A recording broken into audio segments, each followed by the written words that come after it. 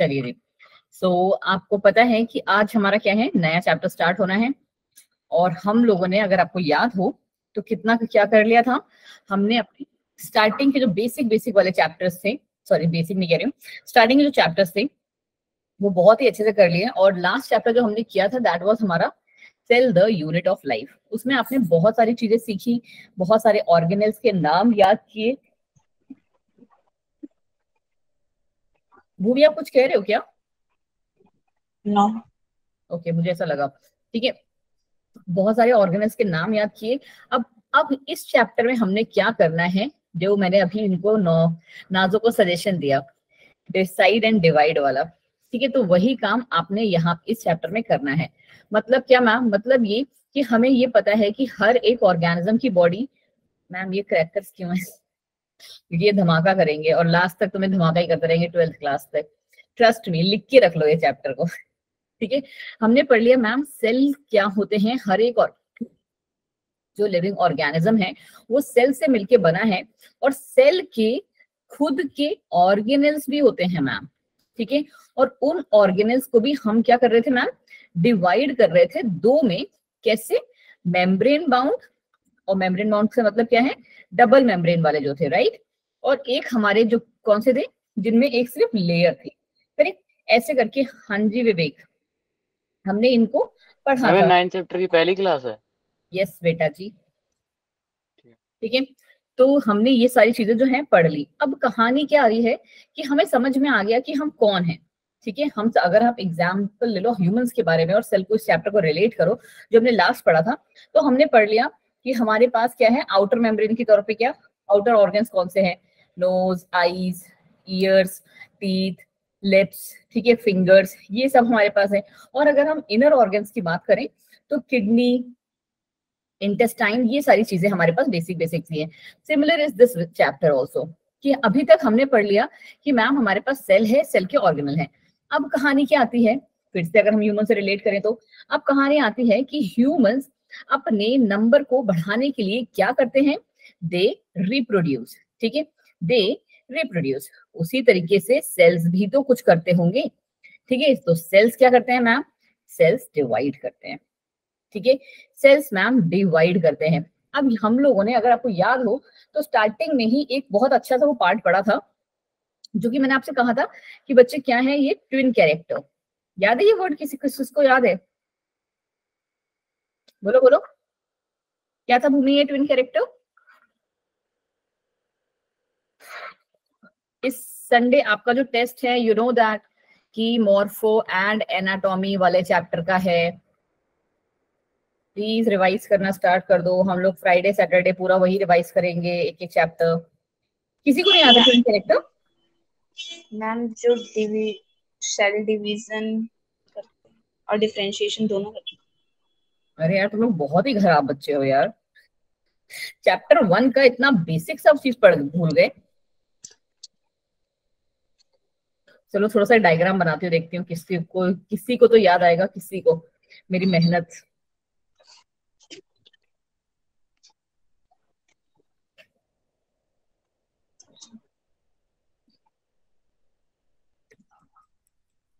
क्या हैं। हो? मैम पहले पहले नंबर्स बढ़ते हैं और फिर डिवाइड होते हैं, ऐसे करके कुछ। बुरी बीमारी है, पता है। Increase in mass and increase in number of cells. हाँ जी योगिता, इतनी जल्दी क्यों बोली बेटा? चैप्टर एंड होने देती तब बोलती।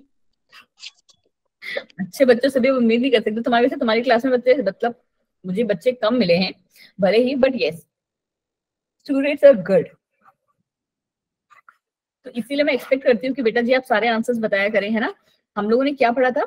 First, the cell will increase in its size and that will result in what, increase in number. भूल गए सारे के सारे? फर्स्ट चैप्टर जो था defining character and non defining character वाला, जिसको हमने, इसको क्या कहा था, ग्रोथ है ये एक तरीके की, राइट। तो सेल भी तो यहाँ पे बेटा ग्रो ही करेगा हमारा, और डिवाइड करने के लिए पहले वो ग्रो करेगा, उसके बाद डिवाइड करेगा। हाँ जी प्रियंका बताएं, बोलो बोलो बेटा। कुछ नहीं, चलो जी कोई बात नहीं, हो सकता है गलती से हो गया हो। देखो जी, ये अगर आपको दिख रहा होगा तो ये दिवाली के हमारे पटाखे नहीं है, ये क्या हो रहा है मैम, हमारा डिविजन चल रहा है। यहाँ पे मैम अगर आप थोड़ा सा देखोगे तो क्या हुआ, ये हमारा एक सेल है, ठीक है, इसका साइज देखो, स्लोली एंड ग्रेजुअली अगर आप थोड़ा सा ध्यान से देखोगे ना तो सेल का साइज मैम इंक्रीज कर रहा है, ठीक है, सेल का size is increasing and ultimately वो डिवाइड हो गया। बट बिफोर डिविजन उसमें क्या क्या होगा, चैप्टर का नाम है हमारा cell cycle and cell division, और आप जो है इस चैप्टर में क्या क्या पढ़ने वाले हैं, cell cycle and cell division में पहले तो बेसिक आपको क्या है इसकी डेफिनेशन समझाई जाएगी कि सेल साइकिल है क्या। और मेरे अकॉर्डिंग आप लोग इतने छोटे बच्चे नहीं हो जो सेल साइकिल का मतलब ना समझो।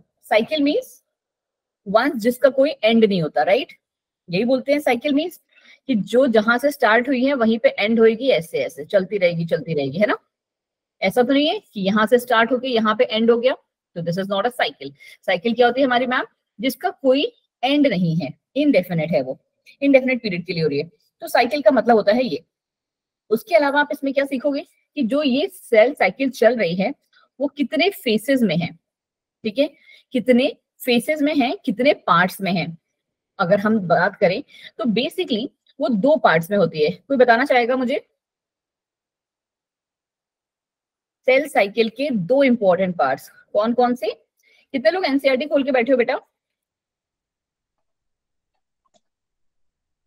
बताओ जी। फिर इंटरफेस और एम फेज।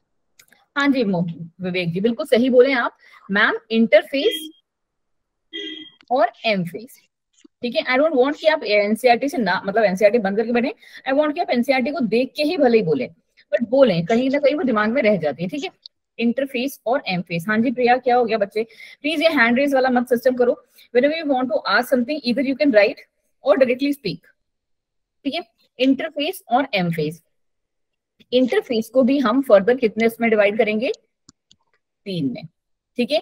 कौन कौन से 3 है ma'am, G1 face, S face और G2 फेस, ठीक है।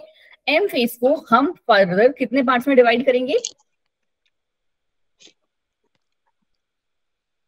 M फेस डिवाइड होगा, क्यों विवेक जी, साइकिल सामने खुली है, बताओ दी भाई, ऐसी वाली जो साइकिल खुली है। Yes ma'am, prophase, metaphase, anaphase, telophase. No, उससे पहले भी एक है। हाँ जी प्रिया आप बताओ, आप कुछ कह रहे थे बच्चा। Prophase, metaphase, anaphase, telophase. नहीं बच्चा, नहीं नहीं नहीं नहीं, चलो मैं बता देती हूँ, 2 पार्ट्स में डिवाइड होगा। कौन कौन से 2 पार्ट्स,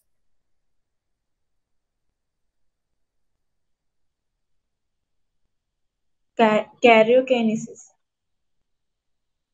कैरियोकाइनेसिस एंड साइटोकाइनेसिस, ठीक है, कैरियोकाइनेसिस एंड साइटोकाइनेसिस। उसके बाद हम इस कैरियोकाइनेसिस को मैम डिवाइड करते हैं जैसा कि विवेक जी ने बताया 4 पार्ट्स में। और आपको याद करने का तरीका क्या है, यहाँ पे क्योंकि समरी है तो पूरा नहीं लिख रही मैं, ठीक है। यहाँ पे आपको याद करने का तरीका क्या है, एक वर्ड याद कर लो, लास्ट तक हेल्प करेगा, पी मैट। क्या नाम है, सारे के सारे एक बार अपने चैट बॉक्स में लिखो फटाफट से, पी मैट, फटाफट से फुल स्पीड के साथ। प्रोफेस, मेटाफेस, एनाफेस एंड टेलोफेस, हमेशा इसका सीक्वेंस सबको याद रहेगा, फटाफट से लिखते जाइए, फटाफट फटाफट, है ना।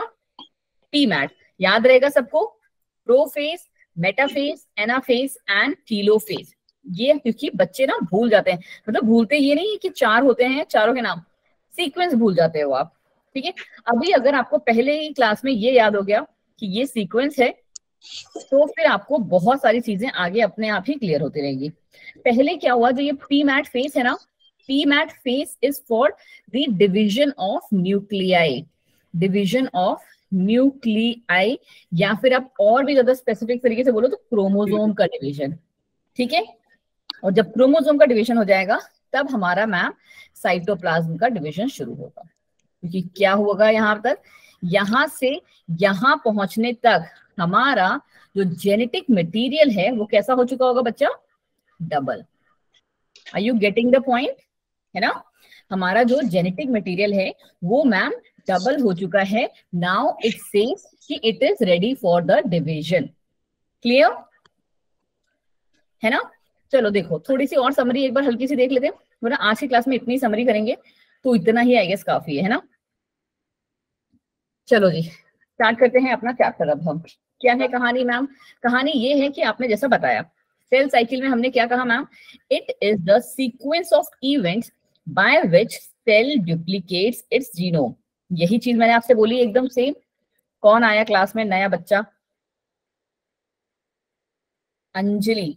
नो अंजलि, बायोमोलिक्यूल्स नेक्स्ट है बेटा, ये cell cycle and cell division है। अंजलि आप तो स्टार्टिंग में आ गए थे, तो तुम्हारी क्लास में 2 अंजलि है, मैं उससे कंफ्यूज हो जाती हूँ। कौन सी अंजलि आई थी? अंजलि तुम लेट आई हो आज?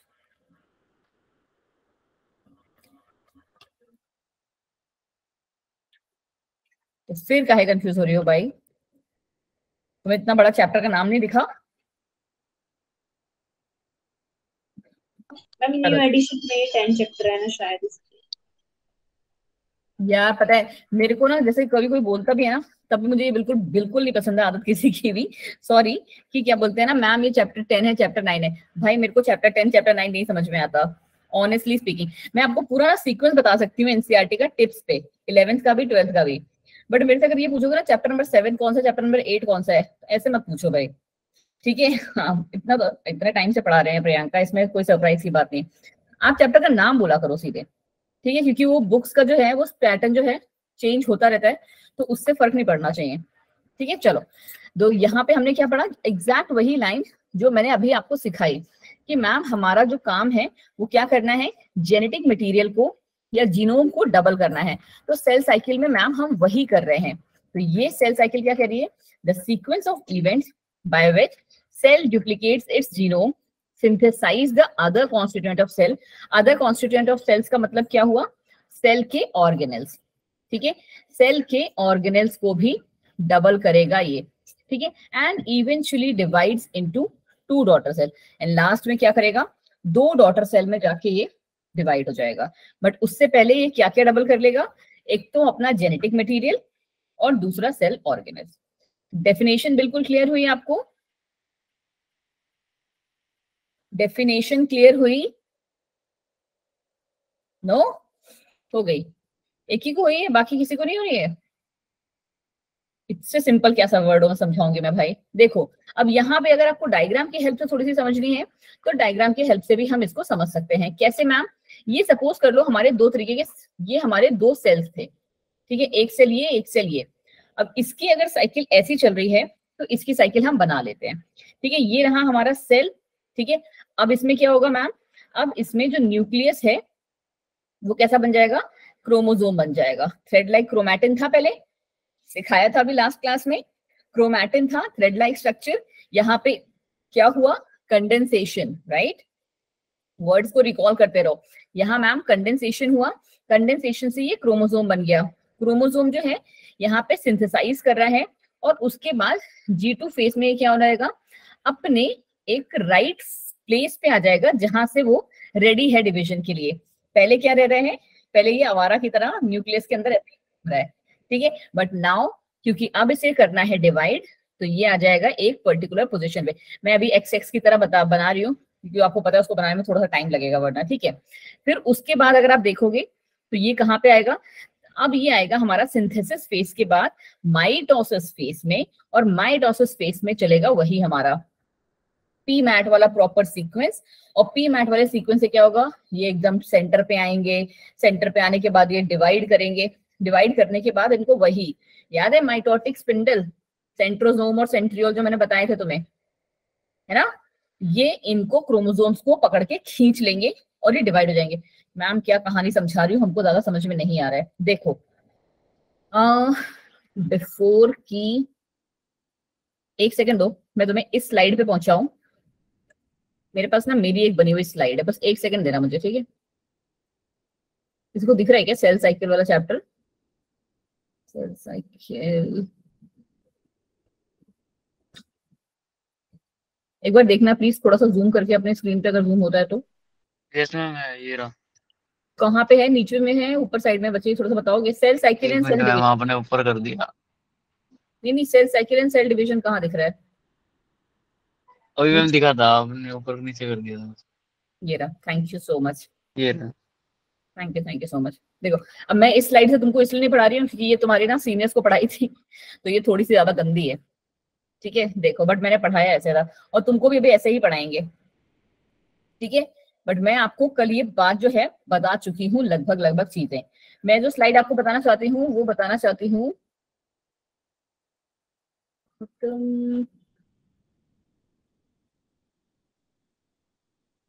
ये।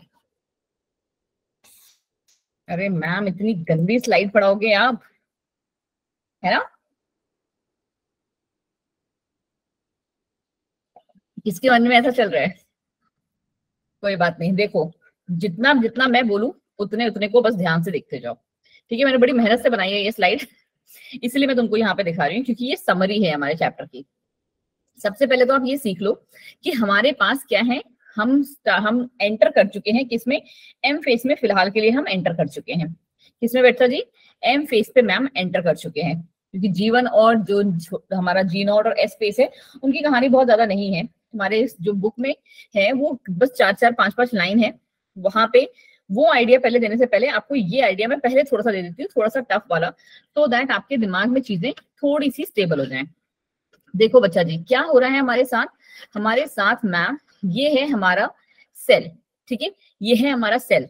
अब मैम सेल है तो न्यूक्लियस कहाँ गया? सबसे पहला जो काम होता है ना जब हमारा सेल डिवीजन होता है, बहुत ध्यान से सुनते जाना मेरी बातें, सबको समझ में आएंगी। 2 से 3 बार हम इसे रिवाइज भी करेंगे, ठीक है। कि जब सबसे पहले ना हमारा सेल जब डिवाइड करता है, करने के लिए रेडी होता है ना, तो क्या होता है ना कि हमारे बहुत सारे इंपॉर्टेंट ऑर्गेनेल्स जिनको अभी आपने लास्ट चैप्टर में इतनी मेहनत से याद किया है वो गायब हो जाते हैं, ठीक है। क्या हुआ कि जो इंपॉर्टेंट ऑर्गेनेल थे एंड स्पेशली हमारे मेम्ब्रेन बाउंड लाइक हमारा लाइसोसोम, माइटोकॉन्ड्रिया। अब अगर आपको थोड़ा सा अगर आप रिलेट कर पाओ तो हमारा जो न्यूक्लियस होता है ना,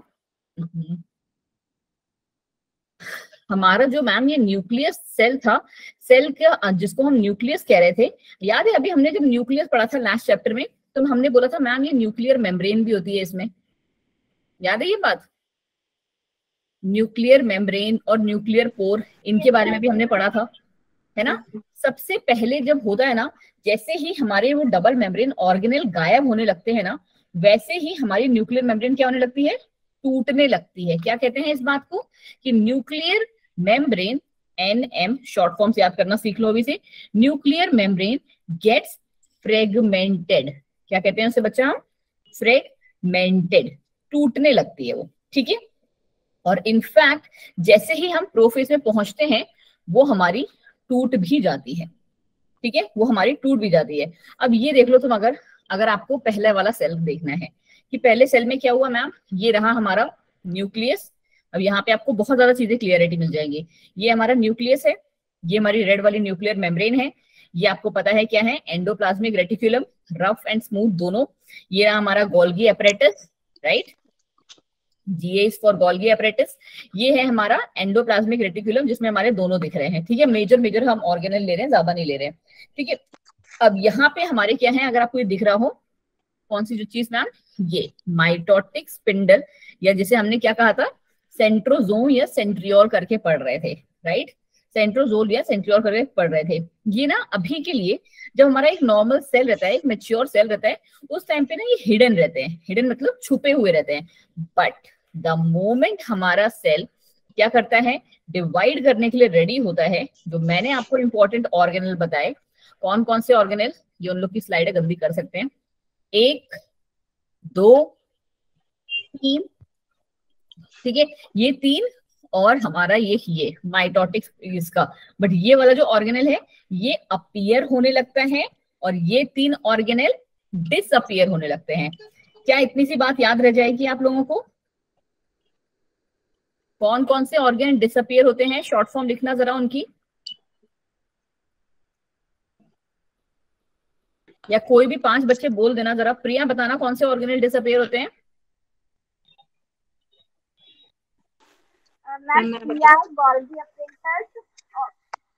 और न्यूक्लियर मेम्ब्रेन। अब मैं जिससे पूछती हूँ वो बताएंगे, ठीक है। ईशा कौन कौन से ऑर्गेनल गायब होते हैं हमारे? Isha Lohia, can you hear me बच्चे? ईशा आप क्लास में बोलते क्यों नहीं हो? हाँ जी, कौन कौन से ऑर्गेनल गायब होते हैं?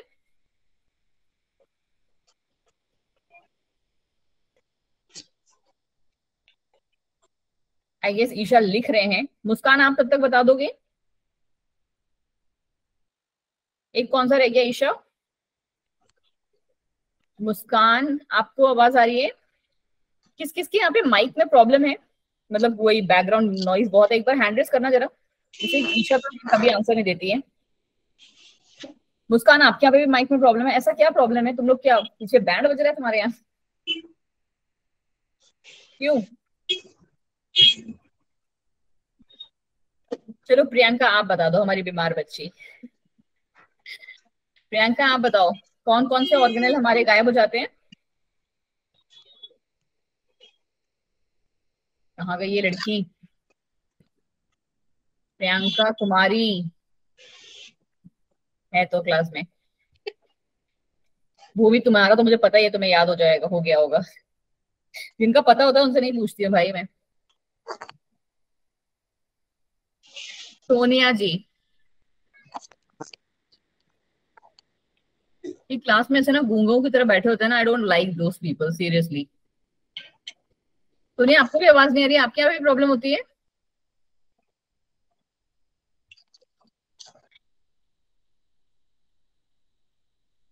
कोई इज्जत ही नहीं।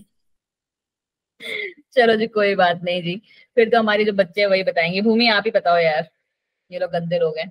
Ma'am nuclear membrane, endoplasmic reticulum और गोल्गी एपरेटस। ओके विवेक आप भी बता दो एक बार, कौन कौन से थे? इन्होंने सही बोले हैं। Nuclear membrane, Golgi apparatus, endoplasmic reticulum. अब तुम लोगों के साथ पता है प्रॉफिट क्या होगा, कि तुम्हें ये नाम हमेशा याद रहेंगे। ठीक है, कोई बहुत चीजें ऐड होंगी तो वो बात अलग है, बट आपको फिलहाल के लिए ये बात याद हो जाएंगे कि हमारे पास मैम डिसअपियर ऑर्गेनल्स भी हैं और जो ऑर्गेन अपीयर करने लगेगा। ठीक है, जो ऑर्गेनल मैम हमारा अपीयर करने लगेगा हमारे पास, उसकी भी जो है लिस्ट एक आ चुकी है मैम। ठीक है, जस्ट वन सेकेंड। हाँ जी चलो, और हमारे पास आने कौन सा लगेगा? स्पिंडल फाइबर आने लगेगा। अब ये काम होगा कब? जब हमारा क्रोमोजोम, हमारे जो ये थे क्रोमैटिन, याद है हम लोगों ने बहुत अच्छे से स्ट्रक्चर्स पढ़े थे, क्रोमैटिन कंडेंसेशन करने लगेगा। ठीक है, क्रोमैटिन में मैम कंडेंसेशन होने लगेगा, मतलब क्या? वो सिकुड़ने लगेगा। अभी तक मस्त फ्री धागों की तरह ऐसे ही पड़े हुए थे, बट अब क्या होगा कि वो एक स्पेशल स्ट्रक्चर ले लेगा। जैसे कि अगर आपको याद हो तो मैंने आपको फर्स्ट लास्ट क्लास में ही बता दिया था, उसके न्यूक्लियस व्यूक्लियस के स्ट्रक्चर तक नहीं जाएंगे, बस ये न्यूक्लियस का देख लो अंदर का। ठीक है, ये हमने कैसे पढ़ा था कि एक मैम ये धागे नुमा स्ट्रक्चर की तरह न्यूक्लियस में क्या पड़ा होता है? Genetic material. इसको हम जेनेटिक मटेरियल ही कहते हैं तीनों केसेस में। ठीक है, बट हम इस फेस में उसको क्या कह रहे हैं? क्रोमैटिन। ठीक है, इसे हम क्रोमैटिन कहते हैं। हम अपनी स्लाइड पे आ जाते हैं, यहाँ पे बहुत सारा लिखा हुआ है ना, कोई नहीं, ना तुम्हारी स्लाइड पे जाएगा नहीं तब भी प्रॉब्लम होगा, मुझे फिर से लिखना पड़ेगा। चलो ठीक है, कहाँ पे थे मैम? हम थे मैम कि ये रहा हमारा न्यूक्लियस। ठीक है, न्यूक्लियस के अंदर थ्रेड लाइक स्ट्रक्चर पड़ा है और उस थ्रेड लाइक स्ट्रक्चर का नाम है मैम क्रोमैटिन। ठीक है, क्या नाम है? क्रोमैटिन। अब इस क्रोमैटिन में क्या हुआ? कंडेंसेशन हुआ। ठीक है, क्या हुआ? कंडेंसेशन हुआ। दैट मीन्स कि वो सिकुड़ने लगा। ठीक है, कंडेंस होने लगा मतलब कि सिकुड़ने लगा। तो अब जब ये कंडेंस होगा तो कैसे आ जाएगा? ये पूरा बन जाएगा मैम न्यू क्रोमोसोम। बिल्कुल सही बोली लड़की। ठीक है, ये मैम पूरा का पूरा हमारा क्रोमोसोम पड़ जाएगा। बट अब देख रहे हो ये क्रोमोसोम कैसे भी पड़े हुए हैं। ठीक है, क्रोमोसोम ये हमारे मैम अभी कैसे भी पड़े हुए हैं। ठीक है, इसका नाम क्या है? क्रोमोसोम। ये हम यहाँ पे लिख देते हैं। अब अगर आपको थोड़ा सा और जानना है कि ये क्रोमोसोम मैम कैसे बने, तो ये बेटा ये धागे नुमा जो स्ट्रक्चर दिख रहा था ना आपको, यही हमारा कैसे होगा? ऐसे। अगर जिन बच्चों की क्लास मिस हो गई थी, ठीक है, और उन्होंने यूट्यूब देखने का भी जहमत नहीं समझी हो मेरी, अभी ये जो पैकेजिंग वाला काम है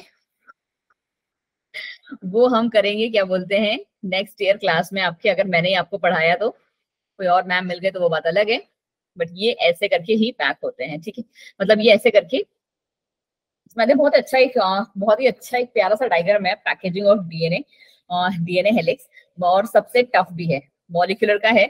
यू विल बी सरप्राइज्ड, अगर मैंने आपको जो लिस्ट भेजी हुई है जो हमारे चैप्टर वाइज आते हैं, जो molecular basis of inheritance chapter है ना, वो 45 मार्क्स के क्वेश्चंस आते हैं उसमें से। सोचो 320 में से 45 नंबर के क्वेश्चन, वो इतना इंपॉर्टेंट चैप्टर है, और उसमें हर एक टॉपिक हार्ड है, मस्त, जिसे कहते हैं एकदम मस्त वाले टॉपिक है। चलो, तो ये रहा हमारा क्रोमैटिन, ये हमारा क्रोमोसोम बनने के उसमें आ चुका है मैम। चलो जी आगे बढ़ो। आगे क्या है मैम, कि मैम अब हमको ना इसको डिवाइड करना है। क्यों करना है डिवाइड मैम? क्योंकि living things grow by producing more cell. हम लोग जब होते हैं स्टार्टिंग में कैसे होते हैं, बेबी कहाँ पे है, जाइगोट, राइट। जाइगोट में क्या हुआ, जाइगोट एक हमारा क्या है, कैसे बोलते हैं उसे, सिंगल सेल है, भले ही प्लॉइडी लेवल डिप्लॉइड है, बट वो कैसा है, सिंगल सेल है। उसमें आपको पता है उससे क्या बनेगा, ब्लास्टोमियर बनता है, ठीक है। मुझे पता है भी शायद सबको नहीं पता होगा नाम ब्लास्टोमियर। एक ये ब्लास्टोमियर से पहले भी एक आती है, एम्ब्रॉय, क्या चीज, ma'am embryo. No no, embryo इसी को बोलेंगे भी। ब्लास्टोमियर से पहले एक आता है मोरुला स्टेज, 8 सेल्स का, ठीक है, 8 सेल का स्ट्रक्चर जिसको हम कहते हैं मैम मोरुला, ठीक है। और फिर आता है हमारा जाके ब्लास्टोमियर, जो कि ये क्या है, 16 सेल स्टेज है। अब इसको 16 खुद से बना लेना, ठीक है। एक मैम 16 सेल स्टेज है हमारी ये, ठीक है, इसको हम कहते हैं ब्लास्टोमियर। तो मैम ये क्या चल रहा है, तो बेटा ये क्या चल रहा है, सेल का ग्रोथ चल रहा है। कैसे चल रहा है, इंटरनल डिविजन्स के थ्रू। सेल में इंटरनली ही अभी डिवीजन चल रहा है, बट जैसे ही ये ब्लास्टोमियर बनेगा उसके बाद इसमें मेजर चेंजेस आने स्टार्ट हो जाएंगे। आपको याद होगा चैप्टर 4 में हमने पढ़ा था कि यहाँ के बाद ये क्या हो जाएगा, 3 लेयर्स में, जब हम एडवांस एनिमल्स की बात करते हैं 3 लेयर्स में डिवाइड हो जाता है। कौन कौन सी थी ये 3 लेयर्स? मैम एक्टोडर्म, मेसोडर्म और एंडोडर्म। बिल्कुल सही योग्यता, एकदम सही याददाश्त है योग्यता की, डेली बहुत सारे बादाम खाती हैं लगता है, ठीक है। एक्टोडर्म, एंडोडर्म एंड मेसोडर्म, ठीक है। ये हमारा है एंडोडर्म, फिर ये हमारा mesoderm, and last but not the least is your ectoderm, ठीक है। ये 3 लेयर्स बन जाती हैं, और ये 3 लेयर्स में अब हमारे ऑर्गेनल्स का फॉर्मेशन चलता रहेगा, ठीक है जी। चलो जी, तो यहाँ पे वही चीज दिया हुआ है कि living things grow by producing more cells. Living thing कैसे ग्रो करते हैं, मोर सेल्स बना के, not because each cell increases in size, इसलिए नहीं कि उनका साइज बढ़ रहा है, बल्कि उन्हें ग्रो करना है। और आपको ये भी पता होना चाहिए रिपेयर ऑफ डैमेज टिश्यू भी आता है। कहाँ आता है मैम? क्या दीक्षा, क्या कह रहे हो?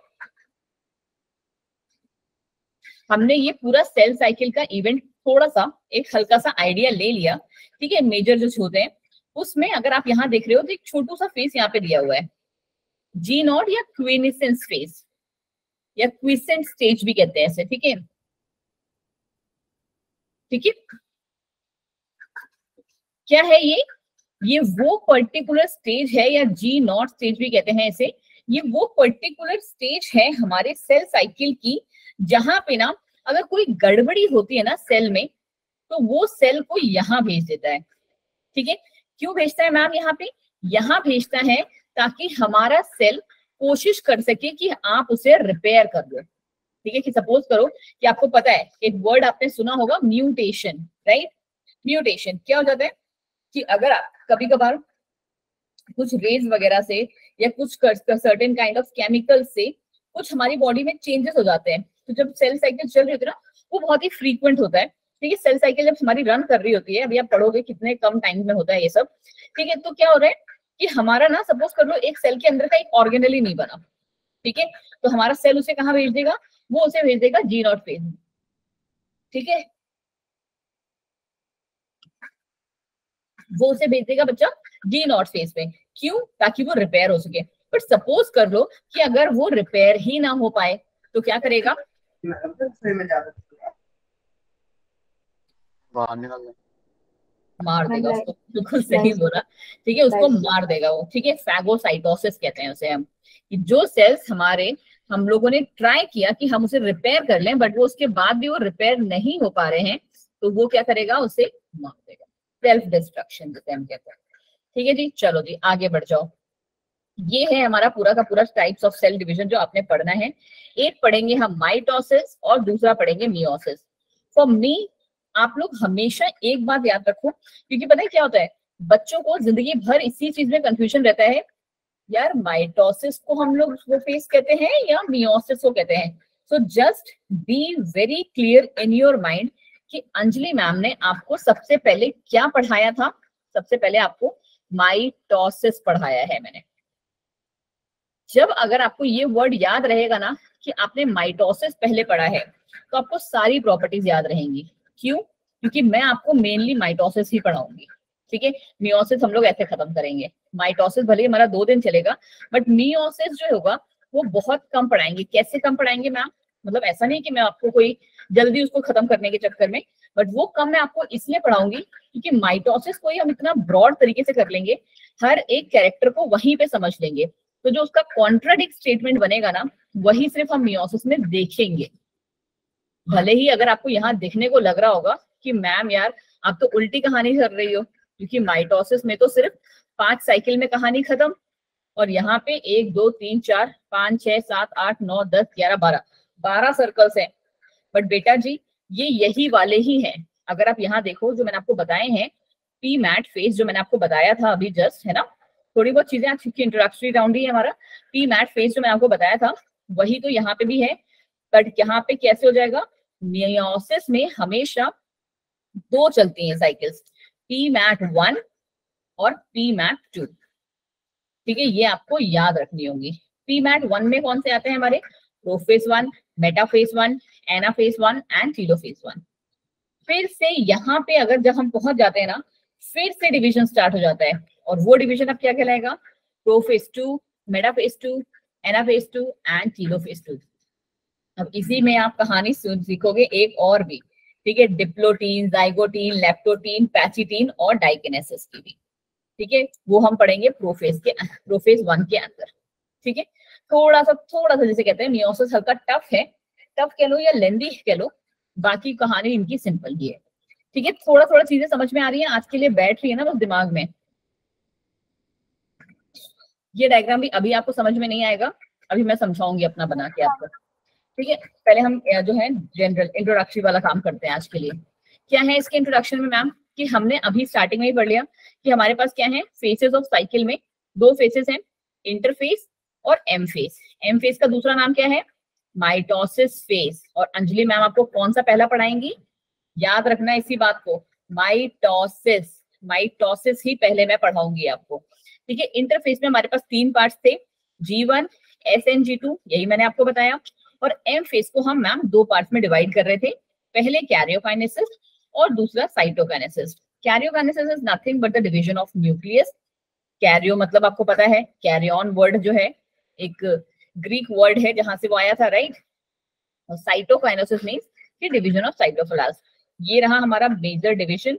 फिर अगली कहानी क्या है हमारे पास मैम, देखो सेम ही चीज है, बस यहाँ पे आपको क्या एनसीईआरटी का डायग्राम उठा के दे दिया है, but yes it is also very important. क्यों मैम, क्योंकि ये देखो यहाँ पे क्या चलेगा, ध्यान से सुनना एक बार, ठीक है।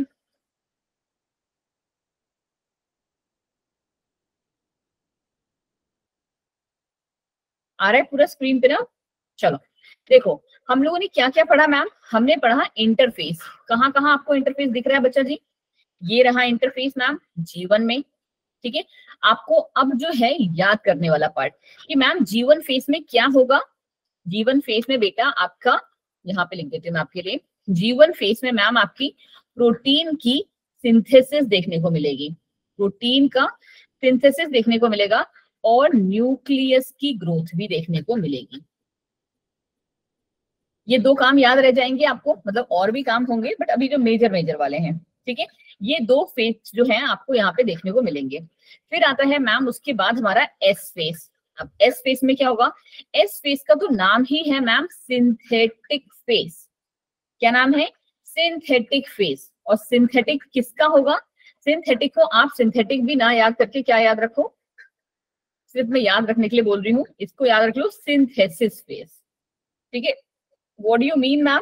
व्हाट आई मीन इज कि यहाँ पे हमारा जो डीएनए बना था, ठीक है, यहाँ पे न्यूक्लियस ग्रो किया था, बट यहाँ पे जो हमारा डीएनए होगा वो मैम डुप्लीकेट करेगा। ठीक है, वो हमारा मैम डुप्लीकेट करेगा। और आपको पता होगा यहाँ पे क्या होगा हमारे साथ? रेप्लिकेशन। रेप्लिकेशन समझते हो सारे के सारे? डीएनए से डीएनए का बनना, डीएनए से डीएनए का बनना, उसे हम कहते हैं डीएनए रेप्लिकेशन। मैंने आपको कल थोड़ा सा बताया था ना ये। विवेक आप तो थे ही मैम, पहले बता पहले ओके, मैंने आपको उस दिन एक वर्ड बताया था सेंट्रल डॉगमा करके, कितनों को याद है? ये अपना ना क्या बोलते हैं, योगिता, थोड़े से काजू वाजू इनके घर पे भी भेज दो यार, इन सबको याददाश्त की बहुत जरूरत है। प्रिया आप बताइए मुझे।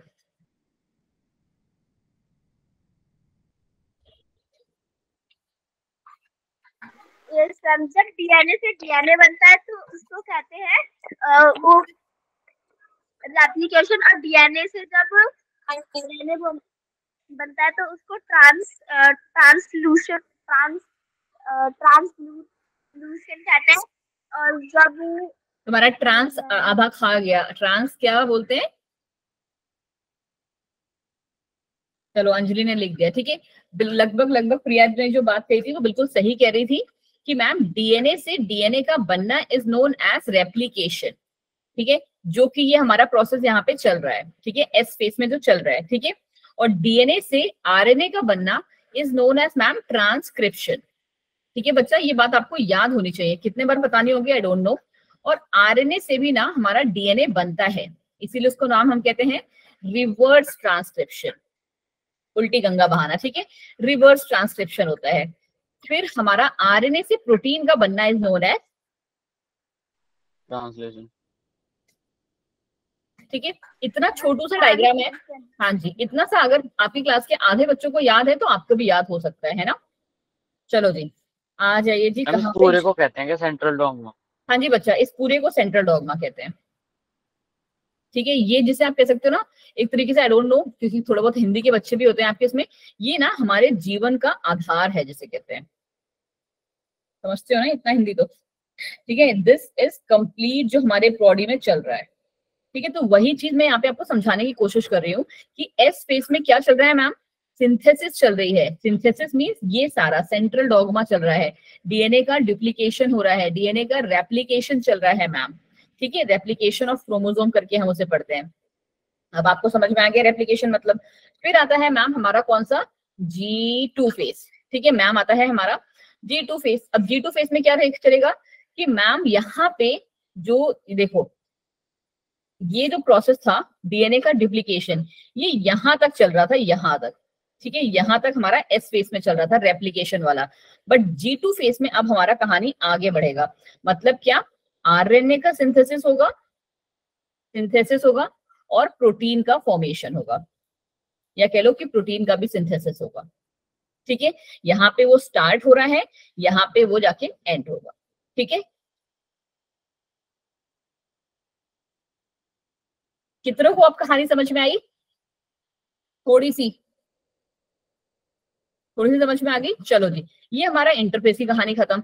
अब कैरियो एम फेस का तो आपको पता ही है कि ये रहा हमारा यहाँ तक कैरियोकाइनेसिस, फिर यहाँ हमारी साइटोकाइनेसिस चली, बीच में कहीं आप देख रहे हो ये रहा G0 फेस। कहाँ पे है? G1 और साइटोकाइनेसिस के बाद, पोजीशन एकदम याद होनी चाहिए। G0 और साइटोकाइनेसिस और G1 के बीच में आता है हमारा ये जो फेस है, ये जो फेस है ये हमारा मैम G0 फेस कहलाता है। क्विसेंट स्टेज कहते हैं, जहां पे सेल को जो है रिपीट करता है अपनी साइकिल को। कैसे और क्यों? क्योंकि उसे क्या करना है मैम? यहाँ पे रिपेयर करना है।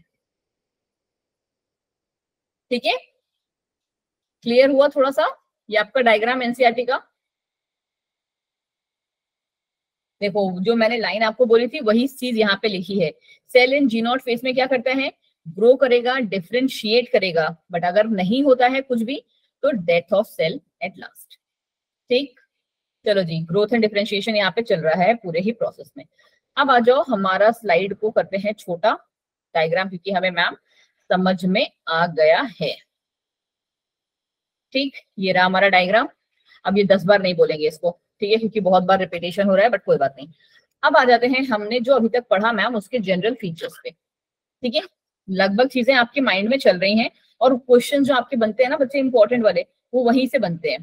ठीक है, बट हाँ, आपको क्या बोलते हैं 11th भी क्वालिफाई करना है, तो उसके लिए आपको अपना एग्जाम भी देना होगा, हाफ ईयरली में भी अच्छे नंबर चाहिए और फाइनल्स में भी, तो आपको ये पढ़ना पड़ेगा। फीचर्स ऑफ इंटरफेस, आज की लास्ट क्लास में हम लास्ट के 10 मिनट में थोड़े से इस चैप्टर के ही क्वेश्चन आंसर्स भी देखेंगे। ठीक है, हार्डली मुझे 1 मिनट लगेगा उसको डाउनलोड करने में, बट हम थोड़े से क्वेश्चन आंसर देखेंगे जस्ट टू चेक कि आपका डेटा कहाँ तक पहुंचा है। ठीक है, चलो, फीचर्स ऑफ इंटरफेस, ये इसको हम क्या कहते हैं, रेस्टिंग फेस कहते हैं या रेस्टिंग स्टेज ही कहते हैं between the two mitotic division is called intermitotic phase और इंटरफेस। ये क्या बोल दिया मैम आपने, हमको समझ ही नहीं आया। कैसे समझ नहीं आया बच्चा, सेम ही बात कह रहा है कि हमारा कैसा चल रहा होगा कहानी, साइकिल है, इंटरफेस, ठीक है, फिर एम फेस, ठीक है, फिर इंटरफेस, फिर एम फेस। ठीक है, अब अगर हम ना इस वाले को हटा दें तो हम ये नहीं कह सकते कि जो इंटरफेस है हमारा वो 2 एम फेस के बीच की कहानी है। बोलो, क्या ये बात कह सकते हो आप? नहीं कह सकते हो बेटा, जिनको लग रहा है नहीं कह सकते वो सुन लो, कह सकते हैं ऐसा हम। ठीक है, कि 2 एम फेस के बीच की कहानी को हम मैम इंटरफेस कहते हैं, इसीलिए उसका नाम इंटरमाइटोटिक फेज भी रखा गया है। ओके मैम, पहली बात तो ये हो गई कि रेस्टिंग फेस नाम है उसका, दूसरा 2 माइटोटिक डिविजन्स के बीच में होता है, और तीसरा कि उसका नाम इंटरमाइटोटिक फेस है। नेक्स्ट है, यहाँ पे मैम हमारा सेल ग्रो कर रहा है, डीएनए रेप्लिकेट कर रहा है, यही दोनों पढ़ा था हमने। जीवन फेस में क्या हो रहा था, सेल हमारा ग्रो कर रहा था, राइट, न्यूक्लियस जो था वो ग्रो कर रहा था, और डीएस फेस में क्या हो रहा था, डीएनए का रेप्लिकेशन चल रहा था, करेक्ट। और उसके अलावा जो होता है हमारा कौन सा था, S phase, G2 face. G2 face में क्या होता हमारा, G2 फेस में क्या हो रहा था, प्रोटीन का सिंथेसिस। वेरी गुड, ठीक है, आरएनए एंड प्रोटीन का सिंथेसिस। ठीक है, बिल्कुल सही बच्चा लोग। ठीक है, चलो जी, ये मैम हमें लाइन आपने रटा दी है और हमें रट गई है। फिर क्या हुआ, it is the longest face of mitotic cycle, इस पूरे को हम माइटोटिक साइकिल कहते हैं, उसका ये सबसे बड़ा फेस है। ठीक है, last more than 95% of the duration of cell. अभी हम ड्यूरेशन ऑफ सेल पढ़ेंगे, वहां पे मतलब क्या बताएंगे आपको कि जो ये हमारे अलग अलग फेसेस हमने पढ़े ना, G1S, G2 और साथ में एम फेस, इसको अगर हम यहाँ पे एम फेस भी लिख दें तो हर एक फेस जो है कितने टाइम में कंप्लीट होता है। ठीक है, तो ये वाला पार्ट भी जो है हम यहाँ पे अभी देखेंगे। चलो जी, थोड़ा सा आगे बढ़ जाओ। आपको पता है कि यहाँ पे हमारा जो है 3 सब फेसेस हैं, कौन से, G1S and G2 which occurs in the same order, और उसके बाद आता है हमारा मैम एम फेस। कोई भी दिक्कत इस स्लाइड में, क्यों जी, नो, चलो जी,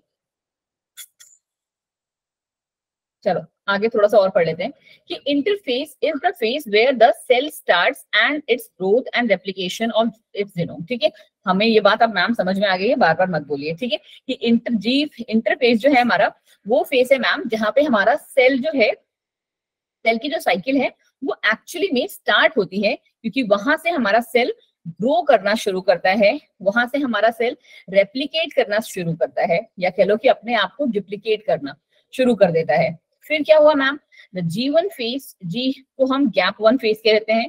ठीक है, जीवन जो नाम है उसका पूरा नाम है गैप 1 या फिर ग्रोथ 1। ठीक है, याद रखना आप लोग, ये यहाँ लिख देती हूँ मैंने ये पॉइंट स्किप कर दिया था, भूल गया आपको बताना। ठीक है, दोनों में से कुछ भी बोल दो। Is the first of 4 phases of cell cycle that takes place in eukaryotic cell division, one of the most important topic, one of the most important part. ठीक है, in this part of interface the cell synthesize mRNA and protein in the preparation of subsequent legs leading to the mitosis। कि अगले का जो हमारे division, अगला जो हमारे स्टेप्स हैं उनको कंप्लीट करने के लिए यहाँ पे क्या हो रही है, प्रिपरेशन शुरू हो रही है। तो कोई भी ये नहीं कहेगा कि mRNA या प्रोटीन की सिंथेसिस G1 फेज में हो रही है। ठीक है, यहाँ पे वो क्या कर रहा है, खुद को प्रिपेयर कर रहा है। यहाँ पे आप लिखना प्रोटीन सिंथेसिस, आगे लिख लेना प्रिपरेशन।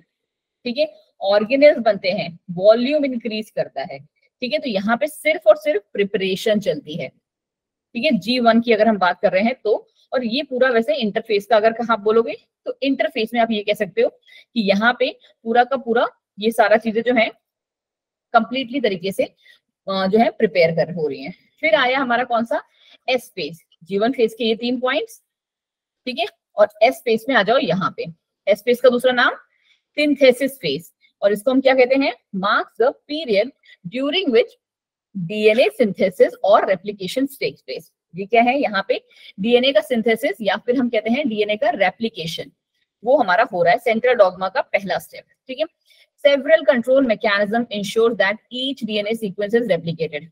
अब यहाँ पे बहुत सारी मैकेनिज्म्स चलेंगी। ठीक है, बट वो मैकेनिज्म्स आपको अभी नहीं पढ़नी है क्योंकि आपके सिलेबस की नहीं है, 12th की पार्ट है वो। जैसे अभी 12th वाले तुम्हारे भाई बहन जो है वो पढ़ रहे हैं, यहाँ पे बहुत सारे मैकेनिज्म्स चलेंगे जिससे कि ये चीज तय हो सके कि हमारा जो ये क्रोमोसोम है वो सिर्फ एक बार रेप्लिकेट करेगा। ठीक है, वो सिर्फ एक बार रेप्लिकेट करेगा। अब ये चीज इंपॉर्टेंट क्यों है, खुद से सोचो, ये चीज इंपॉर्टेंट क्यों है कि अगर सपोज करो कि हमारा, अभी ये शायद तो मैं ये भूल जाती हूँ कि मैंने किसको पढ़ाया था, शायद 12th वालों को पढ़ाया होता। ठीक है, कि ये रहा हमारा क्रोमोसोम। ठीक है, आपको पता होता है कि एक में कितने 4 होते हैं, पूरे क्रोमैटिन को हम डिवाइड करके, फिर 4 से वो लगभग 8 बन जाते हैं, फिर हम उनको डिवाइड कर देते हैं। अब सपोज करो कि यहाँ पे, अब मैं इतना अच्छा वाला नहीं बना रही, ठीक है, कि हमारे पास क्या हो गया ना मैम, 8 हो गए हैं। कैसे बनाऊं, 1 2 3 4, ये ना स्पिंडल फाइबर के पास आ जाएंगे जब प्रॉपरली बन जाएंगे। ठीक है, 1 2 3 4, यहाँ पे 2 ऐसे ही बना लो छोटे छोटे तुम भी। ठीक है, 4 थे, मैंने क्या कहा आपसे कि यहाँ पे क्या होता है, डबल हो रहे होते हैं। अब सपोज करो कि ये ना मैम डबल हो चुके हैं। अब इस स्टेप के बाद क्या होना चाहिए, क्या लगता है आपको, क्योंकि इनका जो कंटेंट है वो डबल हो चुका है, दैट मींस कैरियोकाइनेसिस पूरी हो चुकी है। तो next step should be what, cytokinesis. बिल्कुल सही बोला भूमि आपने कि next step should be ma'am कि यहाँ पे आपका साइटोकाइनेसिस होना चाहिए। सपोज कि साइटोकाइनेसिस नहीं हुई, सपोज कि साइटोकाइनेसिस नहीं हुई तो बताओ क्या हो जाएगा यहाँ पे। देखो, या तो सेल हमारा G0 फेज में चला जाएगा, ठीक है, बट अगर वो G0 फेज से किसी तरीके से बच चुका है तो यहाँ पे क्या होगा हमारे साथ कि ये जो 8 थे अब वो क्या हो जाएंगे,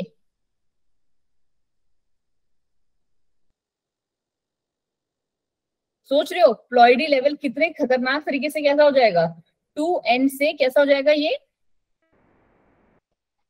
4n, डबल हो जाएगा। क्या हमें ये चाहिए डबल, हम लोग कैसे हैं, अब तुम लोगों ने जितने भी केसेस पढ़े होंगे डिप्लॉइड तक के ही पढ़े होंगे। टेट्राप्लॉइड का आपने नाम भले ही सुन लिया होगा बट पढ़ा नहीं होगा। बहुत ज्यादा जो आपने पढ़ा होगा वो पढ़ा होगा बस ट्रिप्लॉइड तक, वो भी किसमें पढ़ा है ट्रिप्लॉइड,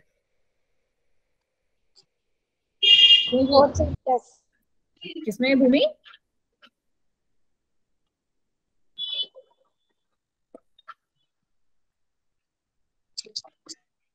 तुम लोगों ने डबल फर्टिलाइजेशन, फंगिस में नहीं बच्चे, डबल फर्टिलाइजेशन जो हमने पढ़ा है,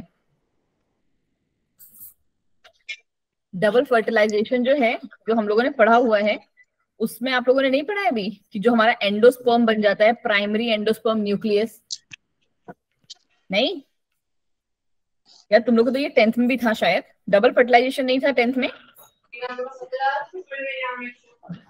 मेरे अकॉर्डिंग डबल फर्टिलाइजेशन था बट पता नहीं तुम लोगों ने कहाँ से मिक्स कर दिया। बट कोई नहीं, अगर कभी हमारे पास कुछ और नहीं होगा ना तब तो मुझसे कहना कि मैम डबल फर्टिलाइजेशन पढ़ा दो थोड़ा सा, मैं आपको पढ़ा दूंगी, आपको समझ में आ जाएगा एक बार में। ठीक है, तो वही चीज यहाँ पे लिखी हुई है कि बहुत सारे ऐसे मैकेनिज्म्स चलेंगे हमारे साथ जिससे कि हम ये देखेंगे कि हमारा जो डीएनए सीक्वेंस है वो सिर्फ और सिर्फ एक ही बार रेप्लिकेट करे जब तक कि वो नेक्स्ट साइकिल में नहीं पहुंच जाता। ठीक है, और ये सारा फेज कहाँ चल रहा होगा, एस फेज के अंदर। और ये मैं आपको लास्ट क्लास में बता चुकी हूँ ना, क्रोमैटिन, क्रोमोसोम एंड क्रोमैटिड। और ये दोनों, क्योंकि ये हमारा जो है इसी से डिवाइड हुआ है, तो इसको हम इसीलिए क्या कह सकते हैं, क्रोमोसोम का ही दूसरा नाम है मैम हमारा सिस्टर क्रोमैटिड्स। सिस्टर क्रोमैटिड्स इसका ही दूसरा नाम है, ठीक है, और क्रोमोसोम। क्लियर? किसी को कोई कंफ्यूजन है ना? आई होप नाउ इस वाले पार्ट से तो हम लोग बिल्कुल ही क्लियर हैं। चलो जी आगे बढ़ जाओ। आगे हमारा आ गया G naught phase. G naught phase की कहानी क्या है मैम? जी नॉट फेस में क्या होगा कि जो अभी तक चीजें चल रही थी ना, वो कंटिन्यूअसली ही ग्रो करती भी रहेंगी। वो क्या कर रही है बच्चा जी? वो मैम ग्रो कर रही हैं लगातार हमारी, ठीक है,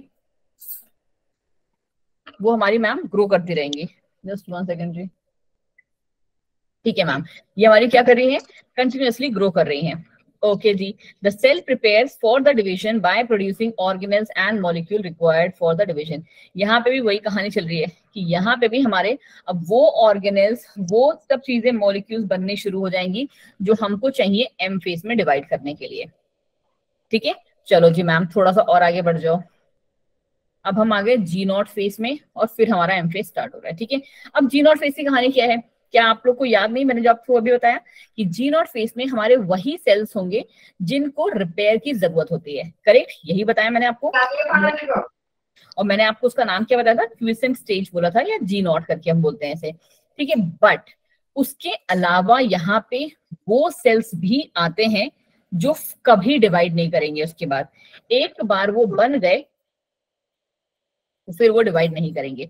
और वो कौन से सेल होते हैं? हमारे हर्ट सेल्स, ठीक है। Some cells in the adult animals do not appear to exhibit division. एक बार बनने के बाद वो कभी डिवाइड नहीं करेंगे, या फिर जिन्हें कह सकते हैं कि वो ओकेजनली डिवाइड कर जाए, बाई चांस डिवाइड कर जाए, तो वो सेल्स भी हमारे इन्हीं में आ जाते हैं, ठीक है। These cells that do not divide further exist G naught phase to enter in an inactive stage. G naught phase वाले हमारे सेल्स कैसे हैं? एक्टिव सेल्स है बच्चा, ठीक है, वो मैम हमारे एक्टिव सेल्स है। बट जी नॉट वाले सेल्स कैसे हैं मैम? वो हमारे इनएक्टिव सेल्स हैं। बिल्कुल सही होगी, ठीक है। अब यहाँ पे जो हमारे ये सेल्स रहेंगे, क्या वो मैम मेटाबॉलिकली एक्टिव रहेंगे? ऑब्वियसली मेटाबॉलिज्म तो उनको करना पड़ेगा ना, बस वो डिवाइड नहीं करेंगे आगे चल के। बट वो जो उनका डेली मरने का काम है, उनका जो मेटाबॉलिक एक्टिविटी है, वो तो उनको करनी पड़ेगी ना। जैसे हमारा कार्डियक सेल है, हार्ट सेल है, वो क्या करेगा? उसको पंपिंग तो करना ही पड़ेगा ना। अगर वो पंपिंग नहीं करेगा तो वो कैसे लाइव है? वो इनएक्टिव स्टेज में घुस जाएगा। बट वो जो इनएक्टिव स्टेज होगी वो सिर्फ स्टेज इनएक्टिव होगी, बट सेल हमारा मेटाबॉलिकली एक्टिव रहेगा। दो अलग अलग बातें हैं, ठीक है। पहली बात क्या है कि मैम हमारे जो वो सेल्स जिनको अब आगे डिवाइड नहीं करना है, they will be entering in quotient stage और इन इनएक्टिव स्टेज, जिसे हम जी नॉट स्टेज या जी नॉट फेज भी कहते हैं। But these cells will be metabolically active, ठीक है, वो क्या बोलते हैं? मेटाबॉलिकली एक्टिव होंगे, ठीक है। इतनी बात समझ में आ रही है सबको? यहाँ जा रही है दिमाग में? नहीं? नो? सच में नहीं गई? थोड़ा सा गया। देखो बच्चा, क्या हुआ हमारे पास कि हम लोग जब, आपको पता है, जर्म्स लेयर्स में थे, करेक्ट? वहां से हमारे अगर आपको याद हो बहुत ज्यादा, तो मीजोडर्म वाले जो थे मोस्टली जो है हर्ट सेल्स वर्ट सेल्स जो थे उन्हीं से बन रहे थे, करेक्ट? यही पढ़ा था हमने। बट एक बार इनका जब फॉर्मेशन हो गया ना, तो ये आगे जाके डिवाइड नहीं करेंगे। They are never going to divide, वो मैम डिवाइड कभी नहीं करेंगे। बट उसका मतलब ये नहीं है कि वो हमारे अलाइव हो गए, क्योंकि हम क्या कहते हैं, हम मेटाबॉलिज्म को क्या मानते हैं? मेटाबॉलिज्म अगर आपको याद हो तो हमारा डिफाइनिंग फीचर था, कैरेक्टर। हाँ डिफाइनिंग फीचर है, डिफाइनिंग कैरेक्टर था। नो हाँ जी मैम, ये हमारा था। अब डिफाइनिंग कैरेक्टर जो ये मेटाबॉलिज्म है, हम किसके अंदर पढ़ रहे थे? हम मैम सेल्स की बात कर रहे थे, करेक्ट? जो सेल्स होंगे वो मैम मेटाबॉलिज्म शो करेंगे या फिर मेटाबॉलिकली एक्टिव होंगे, क्योंकि वो उनका डिफाइनिंग फीचर है, ठीक है। उन्हें एनाबॉलिज्म और कैटाबॉलिज्म दोनों ही दिखाने पड़ेंगे। तो इसका मतलब है मैम इन हर्ट सेल्स में भले ही डिवीजन की जो कैपेबिलिटी है वो लूज हो गई है, डिवीजन की कैपेसिटी लूज हो गई है, या कह लो कि वो एक सेल साइकिल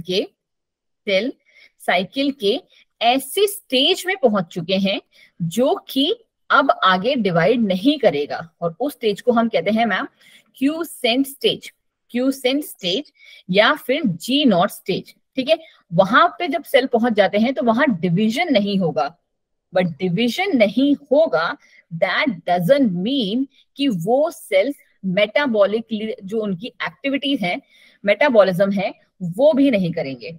ठीक है, they are not going to divide, but वो मेटाबॉलिक एक्टिविटीज करेंगे। मतलब जो उनका फंक्शन है वो करेंगे, वो राइट पंपिंग करेंगे। हाँ जी, metabolic activities will be perform. अब थोड़ा सा समझ में आया? भी समझ में नहीं आया तो YouTube वीडियो कल देख के आना। कल मैं सबसे यही वाले पूछूंगी, एक एक बच्चे से क्लास के पूछूंगी कि तुम बताओ क्या हो रहा है। ठीक है, क्या कह रहे हो भूमि? आ गया मैम। ठीक है, चलो, तुम्हें तो आ ही जाता है बेटा, और लोग भी हैं क्लास में। चलो, अब आता है हमारा सबसे लास्ट वाला और सबसे इंपॉर्टेंट फेज, जिसका नाम है M फेज। मैं इसका आपको क्या कर रही हूँ, एक रफ आइडिया आज दे रही हूँ कि यहाँ पे मैम हमें पढ़ना क्या है। ठीक है, जो मैंने अभी आपको स्लाइड दिखाई थी ना, पहले मैंने सोचा था उसी स्लाइड से पढ़ा देती हूँ, बट वो मुझे लगता है कि हो जाएगा कंजूसी वाला काम। 5 मिनट के अंदर ना मैं आपको एक समरी दे रही हूँ, स्टार्ट हम कल से करेंगे उसको। ठीक बेटा, चलो जी। क्या होगा मैम हमारे साथ? सबसे पहले आपको मैंने, अगर पहला डायग्राम आपको ध्यान हो जो मैंने अभी आपको दिखाया था। हाँ जी प्रियंका,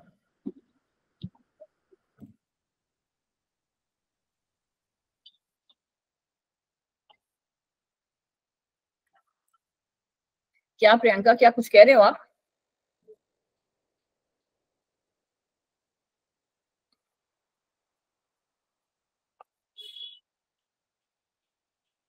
प्रियंका, आपकी आवाज नहीं आ रही है बच्चे, आप म्यूट पे हैं अभी।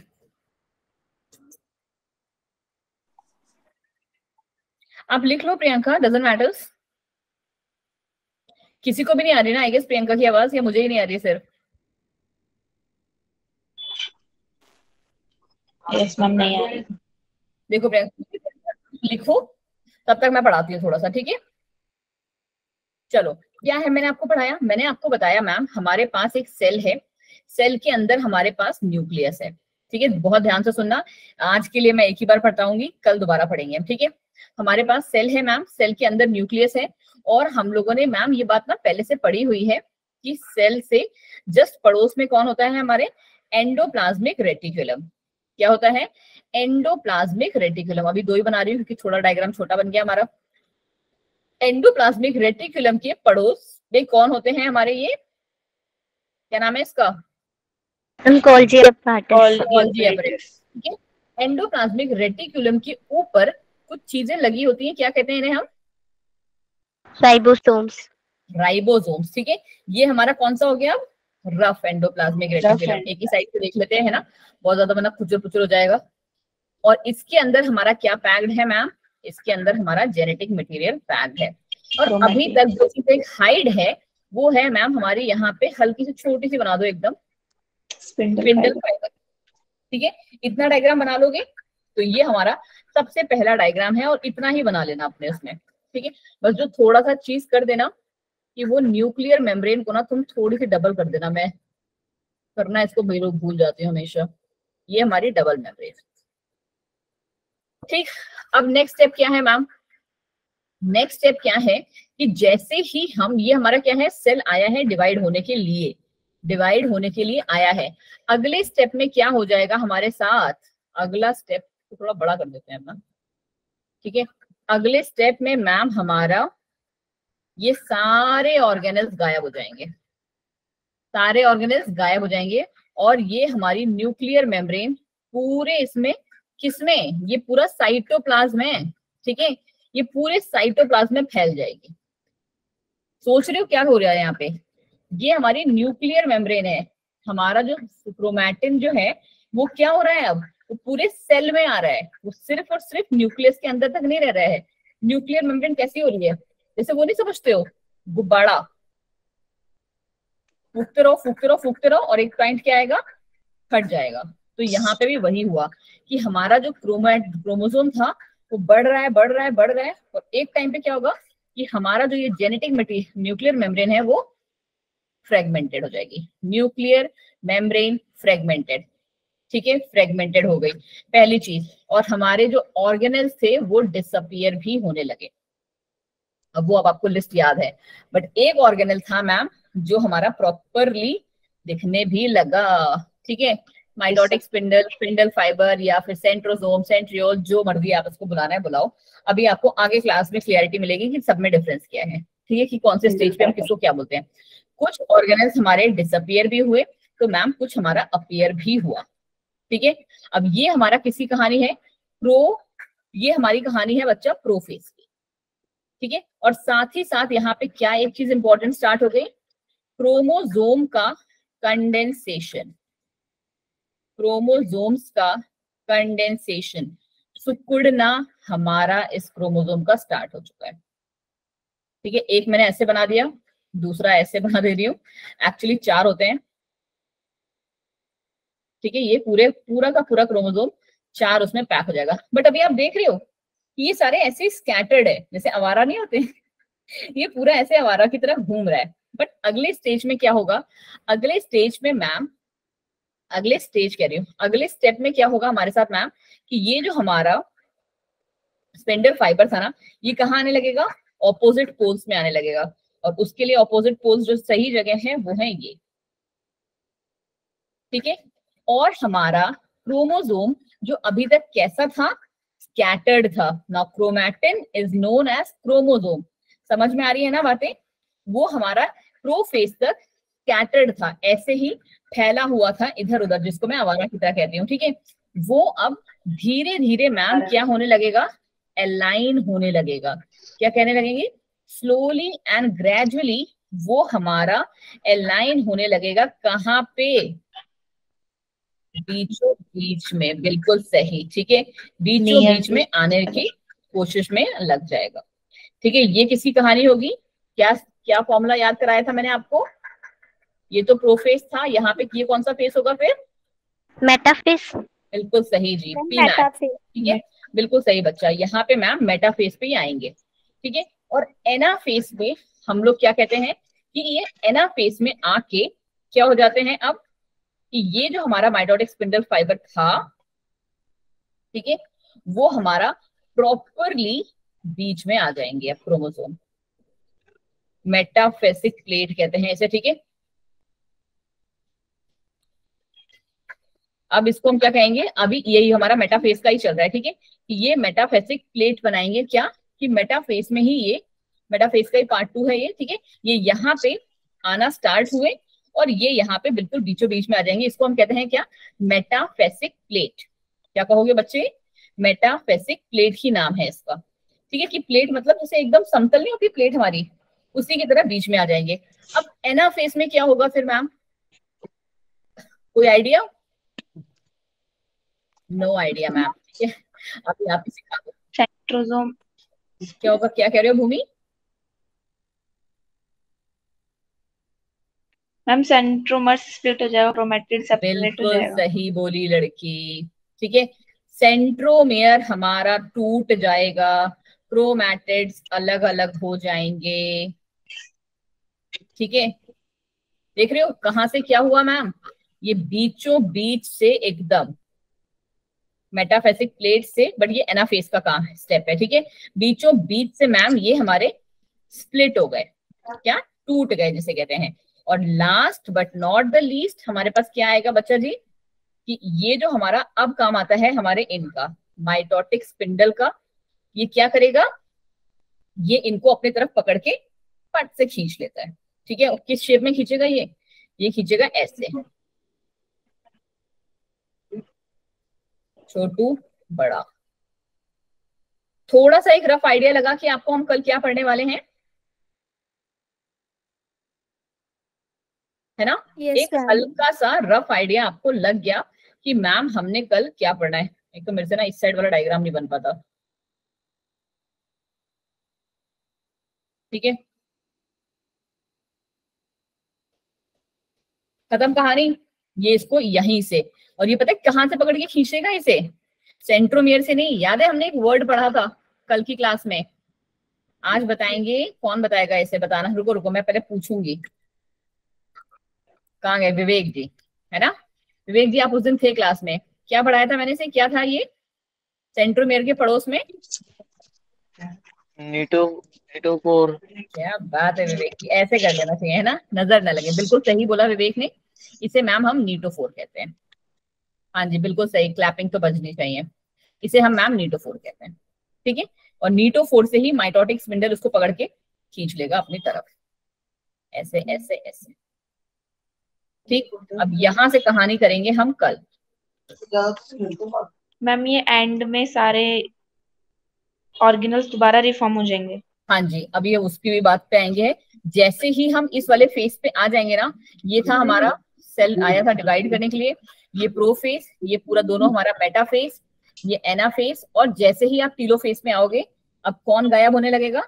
डिसअपियर होने लगेगा हमारा माइटोटिक स्पिंडल या स्पिंडल फाइबर, और अपीयर होने लगेंगे बाकी ऑर्गेनल्स। हाँ जी मैम होमवर्क भी है क्या कुछ? आज की क्लास के लिए होमवर्क? एक मिनट दीजिए जी बच्चा मुझे, देन जस्ट 1 सेकेंड। होमवर्क देने में तो मुझे 2 मिनट लगता है। तुम्हारा इस वीक कौन से का टेस्ट है? Anatomy and morphology. मैं सोच रही हूँ होमवर्क उसी से देते हैं। और जो कल की क्लास के लिए क्वेश्चंस पोस्ट करेगा, दूसरी वाली अंजलि आज आई है क्लास में? नहीं आई गेस ना?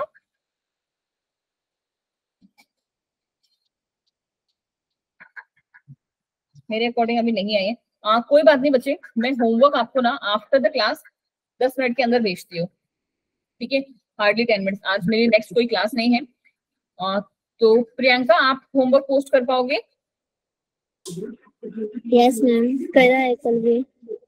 ठीक है, नहीं नहीं वो वाला होमवर्क नहीं बच्चे, कि क्वेश्चंस 10 से 15 क्वेश्चंस जो हैं वो भेज पाओगे? Yes ma'am. ठीक है, तो कल की जिम्मेदारी प्रियंका की है। प्रियंका आप मेरे अकॉर्डिंग ना प्रियंका आप एनाटॉमी ऑफ फ्लावरिंग प्लांट्स वाला चैप्टर से देना, क्योंकि वो थोड़ा सा हल्का सा टफ वाला पार्ट है। तो याद आ गया क्या दे सकते हैं तुम्हें होमवर्क। रुको रुको रुको, अभी कोई गया तो नहीं है ना क्लास से? नहीं गया मेरे अकॉर्डिंग। यस, कल के लिए जो आपका होमवर्क है ना, आप उसको करके आओगे। किसको? कॉर्क कैम्बियम को, जो हमने पढ़ा नहीं है, वो भी तुम्हारी बदौलत ही नहीं पढ़ा है। और मैंने आपको दिखाया था कि आपके इस नीट में क्वेश्चंस आते हैं उससे, ठीक है जी। तो ये आप कल की क्लास में करके आओगे। कॉर्क कैम्बियम या फेलोजेम, जो भी आप इसे बोलते हो, समझते हो, ठीक है। ये दोनों पार्ट आप कल के लिए करके लाएंगे। कल की टाइमिंग, कल प्रियंका आपकी क्लास नहीं है, आपकी क्लास परसों है, बट कल भी मैं आपको दूसरा होमवर्क दूंगी। और आपको पता है कि मैं आपका होमवर्क जो है ग्रुप पे चेक भी कर लेती हूँ। क्या कह रहे हो नाजू? मैम जब आपकी क्लास होती है ना, वो क्लास ऑफ मॉर्निंग में ले लो। Yes ma'am. यार तुम्हारी क्लास के तो बच्चे नहीं आते हैं नाजो, मैं क्या बोलूँ उस चीज के लिए। मैंने सोचा तो था ही ना कि हम लोग मॉर्निंग में ले लेते हैं क्लास। अभी भी देखो कितने बच्चे हैं क्लास में, 18 बच्चे हैं क्लास में। 18 में से 10 भी रेडी नहीं हो पाएंगे उसके लिए। तो फिर ना ये एक प्रॉब्लमेटिक चीज बन जाती है, क्योंकि ये जो टाइम है ना, ये हमें क्या बोलते हैं,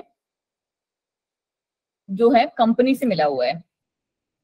तो उस टाइम पे हम ना छेड़छाड़ तब तक नहीं कर सकते जब तक कि सारे के सारे बच्चे एग्री ना हो। एक पोल कर लें? चलो जी मैं पोल कर लेती हूँ आपके लिए। जिनको जो टाइमिंग है सुबह की करनी है, they are going to select a, ठीक है। मैम सुबह कितने टाइम? सुबह 11 बजे, 11 या 11:30, जो भी आप बोलोगे, ठीक है। मैं दोनों टाइम के लिए ओके हूँ। जिनको सुबह की टाइमिंग चाहिए 11 या 11:30, दे कैन सेलेक्ट पोल ए, और जो बी में चाहते हैं वो बी में कर दें। हम परसों की क्लास के लिए, क्या विवेक? हम परसों की क्लास के लिए पूछ रहे मतलब परसों की क्लास के लिए? यस, परसों की क्लास के लिए कह लो, या फिर फ्राइडे वाली जो क्लासेस आपकी जो होती हैं यूजुअली, क्योंकि बहुत सारे बच्चों का ये डिफरेंस आ रहा था। क्या नरगिस? परसों क्लास है बच्चे, थर्सडे तो होती है ना शाम में 7:45 से। क्या हो गया नरगिस? तबे मैम, कुछ नहीं, इसलिए। चलिए जी, मैंने पोल लॉन्च कर दिया। क्या कह रहे हो बच्चे? मैम कुछ नहीं। बता दो यार, सुनाई नहीं पड़ा मुझे। कभी कभी नेटवर्क प्रॉब्लम हो सकती है मेरे यहाँ पे भी। मैम फेस्टिवल है ना इसलिए बोल रहे थे। अच्छा हाँ, मैं भूल गई, तुम्हारा ईद है ना परसों, तो छुट्टी होनी चाहिए। छुट्टी होगी ना?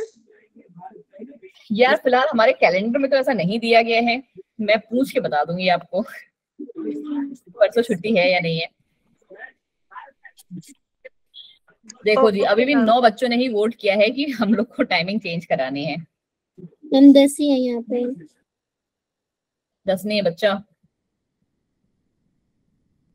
15 है। हाँ, मुझे मिला के 16।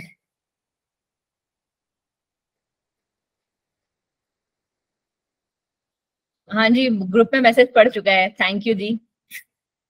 जैसे आपने पूछा है ना, उससे हार्डली 1 घंटे पहले का ही मैसेज है, मैंने अभी जस्ट देखा कि Thursday will be holiday. Clapping. चलिए जी, कोई बात नहीं, थर्सडे तो फिर हमारा हॉलीडे हो गया है। लेट्स सी उसके बाद अगर हम लोग मंडे वाली क्लास के लिए करते हैं तो सबको कन्विंस। हम मॉर्निंग में ही पूछ लेना। हाँ जी, मैं मॉर्निंग में पूछ लूंगी बच्चा।